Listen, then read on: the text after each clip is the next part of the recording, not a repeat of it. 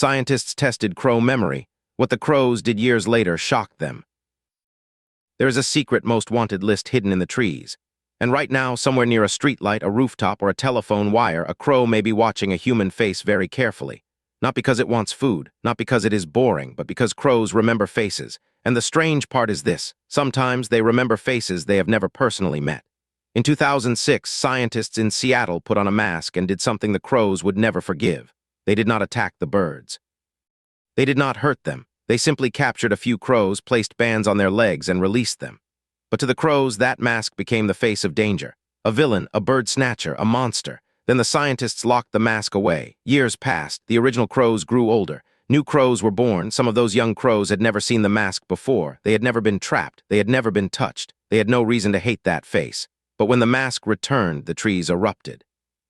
Crows screamed. They gathered overhead.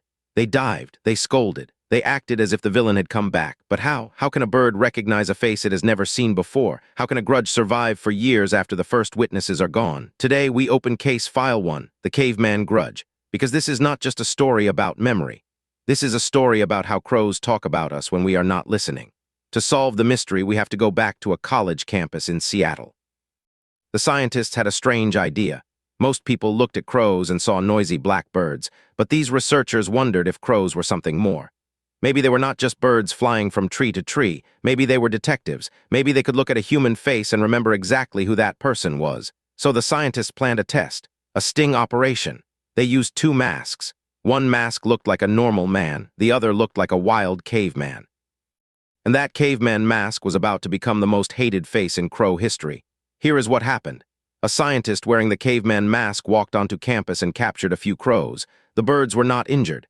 They were only given leg bands so researchers could identify them later. Then the crows were released, but the crows did not understand science. They did not understand tracking. They only understood one thing: that face came close. That face trapped them. That face was dangerous. From that day forward, the caveman was marked. Later, when scientists walked around without masks, the crows stayed calm.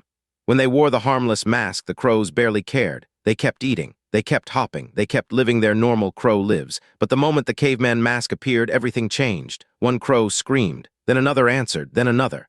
Within seconds, the trees turned into an alarm system. Crows gathered above him, staring down with sharp black eyes. They pointed their beaks.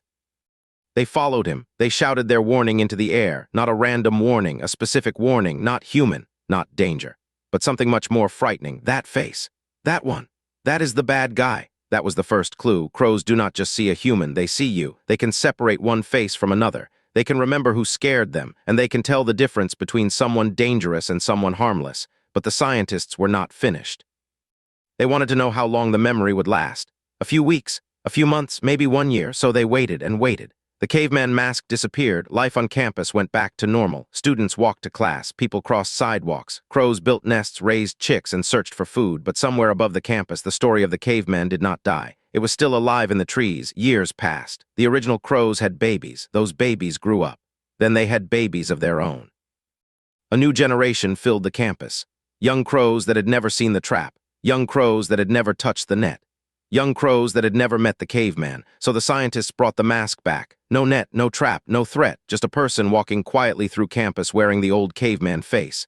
And then it happened. The young crows reacted. They screamed. They gathered. They attacked the air above him. They treated him like a criminal returning to the scene. That was the impossible part. These birds were not there when the first crows were captured. They had no personal memory of the event. So where did the fear come from? The answer was almost scarier than the mystery. The crows had been taught, not in a classroom, not with words, but with alarm calls, body language, attention, and fear.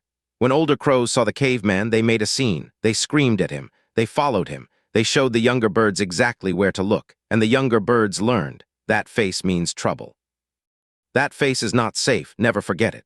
The caveman had become more than a mask. He had become a warning passed from one generation to the next. Not blood memory, street memory, tree memory, crow history. And that means every angry call was more than noise. It was a lesson. Every dive was more than panic. It was training. Every young crow watching from a branch was learning the local legend. The bad face, the dangerous face, the face you must remember. The scientists had discovered something incredible. Crows do not just remember, they teach memory. They do not just survive danger, they pass the warning forward. And that changes the way we look at them forever. Because when a crow screams at someone on a sidewalk, it may not be random. That bird might know something. Maybe that person scared a crow last week. Maybe they disturbed a nest years ago. Maybe they look like someone older crows warned about. To us, it sounds like noise. To them, it may be a name, a warning, a case file. A most wanted alert shouted from tree to tree, and here is the twist. This crow memory is not only for villains. Crows can remember kindness too. If someone feeds them safely, respects their space, and never threatens their young, crows may begin to recognize that person differently. Not as danger, as familiar, as safe, maybe even as a friend. Some people have reported crows leaving small objects behind. Bottle caps, shiny bits, buttons. Tiny strange things that feel almost like gifts. Maybe the crow is not saying thank you the way a human would, but it may be saying something just as powerful. I know you. I remember you. You are not on the bad list.